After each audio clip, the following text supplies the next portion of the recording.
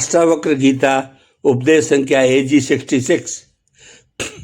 जब तक तुम अपने आप को इस शरीर और मन से जोड़कर देखते हो तब तक जन्म मृत्यु का चक्र तुम्हें बांधे रखेगा। लेकिन जब तुम जान लोगे कि तुम वह हो, शुद्ध चेतना हो, तो फिर क्या मरेगा, क्या पैदा हुआ था? विक्रांत ने पूछा। लेकिन यह सब जानना इतना आसान क्यों नहीं है? यह भ्रम इतना सत्य क्यों लगता है? ऋषि ने एक लकड़ी का टुकड़ा उठाया, उस पर एक सर्प की रेखा खींच दी। फिर उन्होंने विक्रांत से कहा, देखो ये सांप है। विक्रांत एकदम सहम गया, उसकी सांसें तेज हो गई, उसके शरीर में कंपन दौड़ गया। ऋषि ने मुस्कुरा कहा, डरो मत, ये तो सिर्फ लकड़ी का टुकड़ा है, लेकिन तुम्हारे मन ने उसे सांप के रूप में देखा और तुम्हारा पूरा शरीर उसके अनुसार प्रतिक्रिया करने लगा। भ्रम का यही सत्य है, ये तुम्हारे मन की उपज है। जगत भी ठीक वैसा ही है। तुम सत्य को नहीं, अपने मन के प्रक्षेपण को देख रहे हो, और इस प्रक्षेपण को तुम मैं और मेरा मानकर चिपक गए। यही पकड़, यही आसक्ति सभी दुखों की जड़ है। विक्रांत गहन चिंतन में डूब गया। वह समझने लगा कि उसका सारा दुख, सारा भय उसके अपने ही मैं के विचार से पैदा हो रहा है। कुछ और सप्ताह बीत गए। विक्रांत ध्यान और स्वाध्याय में लगा रहा। एक दिन वह ऋषि के पास गया। उसके चेहरे पर एक नई चमक थी। वह बोला, गुरुदेव, मैं समझने लगा हूँ। अब मैं ध्यान में बैठता हूँ और अपने विचारों को आते जाते देखता हूँ तो लगता है कि मैं वह नहीं हूँ जो सोच रहा हूँ, मैं वह हूँ जो देख रहा हूँ, और जो देख रहा है उस पर जन्म मृत्यु का कोई असर नहीं। ऋषि की आंखों में संतोष झलक उठा। अब तुम सही दिशा में हो। वे बोले, यह देखना ही तुम्हारा सच्चा स्वरूप है। यही आत्मा है, यही ब्रह्म है। शरीर आएगा जाएगा, मन के विचार आएंगे जाएंगे, लेकिन ये साक्षी कभी नहीं मरता। यह अजर अमर है। मृत्यु तो सिर्फ एक कोट बदलने जैसी है। पुराने कपड़ों को उतार फेंकना और नए कपड़े पहन लेना, लेकिन जो पहनने वाला है वह तो वही रहता है। वह बोला, तो फिर इस जीवन का उद्देश्य क्या है? अगर सब भ्रम है तो हम यहाँ हैं क्यों? ऋषि ने उसकी ओर स्नेहभरी दृष्टि से देखा। उद्देश्य यही है, इस भ्रम को तोड़ो, इस सत्य को जानो, और जब तक इस शरीर में हो तब तक निष्काम भाव से अपना कर्तव्य निभाओ, बिना राग द्वेष के, क्योंकि तुम्हारा वास्तविक स्वरूप जो करता है ही नहीं, वह तो सिर्फ देख रहा है। जब करने वाले का भाव ही मिट जाएगा तो फिर फल की इच्छा कैसी और दुख कैसा? विक्रांत ने एक लंबी सांस ली। उसके भीतर का भारीपन हल्का हो गया लगता था। वह बोला, लेकिन गुरुदेव, प्रेम क्या है, दुख क्या है, क्या यह सब भी भ्रम है? ऋषि ने कहा, जब तक तुम अपने आप को इस शरीर में सीमित मानते हो तब तक प्रेम और दुख सत्य है, लेकिन जब तुम जान जाते हो कि तुम शुद्ध चेतना हो तब तुम्हें पता चलता है कि सब कुछ तुम्हारे भीतर ही है।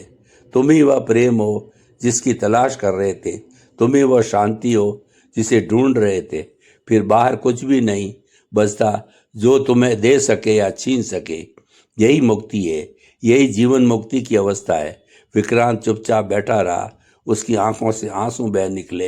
ये आंसू दुख के नहीं थे, ना ही खुशी के थी। ये आंसू थे मुक्ति के। एक गहरी अकथनीय शांति ने उसे अपने आगोश में ले लिया था। उसे लगा जैसे वो सारे बंधनों से मुक्त हो गया है। उसे महसूस किया कि वह शरीर नहीं है, वह मन नहीं है, वह तो वही है जो सदा से था और सदा रहेगा।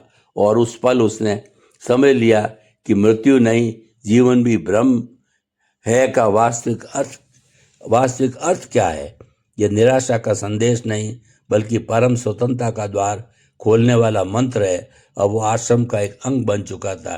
विक्रांत का वो प्रश्न जो उसे लाया था अब धुंधला पड़ गया था, लेकिन इसकी खोज समाप्त नहीं हुई थी। एक दिन जिज्ञासा ने जन्म लिया।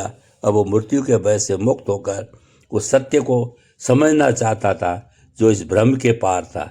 एक सुबह वह ऋषि के पास बैठा हुआ था।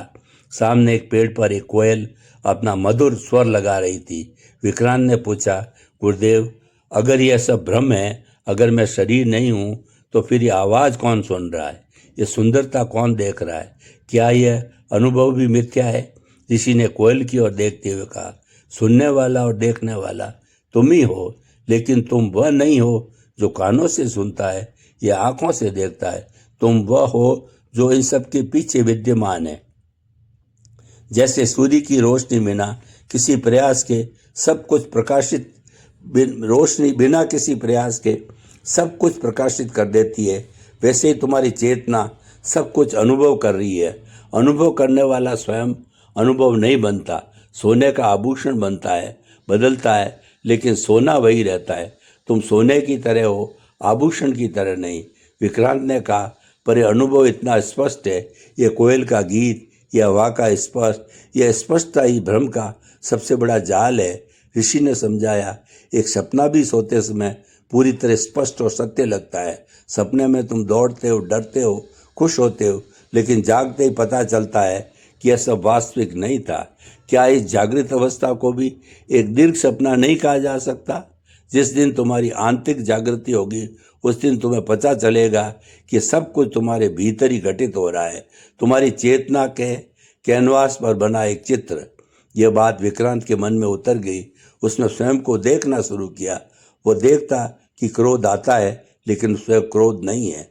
वो देखता है सुख का एक क्षण आता है, लेकिन वो सुख नहीं है। वो एक मूक दर्शक बन गया, अपने ही मन के नाटक का साक्षी। कुछ दिनों बाद आश्रम में एक नया व्यक्ति आया। वह बहुत दुखी था। उसने अपना सब कुछ खो दिया था। वह रो रो कर अपनी कहानी सुनाने लगा। विक्रांत उसे देखकर विचलित हो गया। उसके मन में करुणा का एक भाव उमड़ा। शाम को जब वह ऋषि के पास बैठा तो उसने पूछा, गुरुदेव, जब हम जानते हैं कि सब भ्रम है, तो फिर दूसरों के दुख पर यह करुणा क्यों उठती है? क्या ये करुणा भी एक भ्रम है? ऋषि ने मुस्कुरा कर कहा, नहीं वत्स, करुणा भ्रम नहीं है। करुणा तो प्रकाश है जो भ्रम को मिटाती है। जब तुम ये जानते हो कि तुम्हारा वास्तविक स्वरूप क्या है, तुम्हें हर प्राणी में वही स्वरूप दिखाई देने लगता है। तुम एक ही आत्मा को अलग अलग शरीरों में भटकता हुआ देखते हो, और जब तुम देखते हो कि कोई अपने सच्चे स्वरूप को भूलकर दुखी है, तो स्वाभाविक रूप से करुणा का उदय होता है। लेकिन ये करुणा दुखी होकर नहीं, बल्कि पूर्ण जागरूकता के साथ उठती है। ये तुम्हारी प्रकृति है। विक्रांत ने महसूस किया, ज्ञान हृदय को कठोर नहीं बनाता, बल्कि और अधिक कोमल और संवेदनशील बना देता है। अब उसकी दृष्टि बदल गई। वो लोगों को उनके दुखों में देखता, लेकिन अब उसमें वह पीड़ा नहीं दिखती जो पहले होती थी, बल्कि गहरी शांति और उन्हें समझने की क्षमता आ गई थी। फिर एक घटना घटी। आश्रम के पास रहने वाला एक बूढ़ा किसान बीमार पड़ गया। वो मृत्यु शैया पर था। ऋषि और विक्रांत उसे मिलने गए। किसान का चेहरा भय से विकृत था। उसने ऋषि से पूछा, महाराज, अब क्या होगा? मैं कहाँ जाऊँगा? ऋषि ने उसका हाथ अपने हाथ में ले लिया और बोले, क्या तुम्हें यह समय याद है जब तुम बच्चे थे और खेत में खेलते हुए घर का रास्ता भूल जाते थे? बूढ़े किसान की आंखों में एक चमक आई। हाँ, याद है। और जब तुम्हारी माँ तुम्हें ढूंढते हुए आती थी और तुम्हें घर ले जाती थी, तो कैसा लगता था? बहुत सुकून मिलता था। किसान ने कमजोर आवाज में कहा। मृत्यु भी कुछ ऐसी है, ऋषि ने कोमल स्वर में कहा। यह शरीर का घर है, और अब समय आ गया है कि तुम इस घर को छोड़कर अपने वास्तविक घर लौट जाओ।